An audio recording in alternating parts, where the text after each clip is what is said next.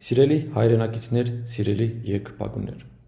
մի տարի 3 ամիս առաջ ես իմ տեխնացուի դրել ֆուտբոլի ֆեդերացիայի նախագահի ընտրություններում, իմանալով, որ 1% շանս չունեմ։ Այսքան ժամանակ լրել եմ, բայց էլ չեմ լրելու, որովհետև դուք մեր ֆուտբոլը քանդում եք։ Այդ վաղտ ինձ ասել են, Օզբիլիզը չունի մենեջերի փորձ, բայց հենց այդ հատվածում դուք պրավալ եք տալի ամեն անգամ նորից, որ ֆուտբոլի խաղից չեք հասկանում, դա բոլորին պարզ է, բայց դուք մենեջերի հատվածն էլ չեք տիրապետում։ Դուք ձախողել եք կառավարման, կազմակերպչական, իրավաբանական, ֆինանսական և լրատվական մասերով։ Ամենը վատն այն է, որ հույսն ու հավատն է մարում։ Ֆուտբոլում կարող ես հաղթել և պարտվել, բայց այս պարտությունը ուղղակի արդյունքն է այն ամենի,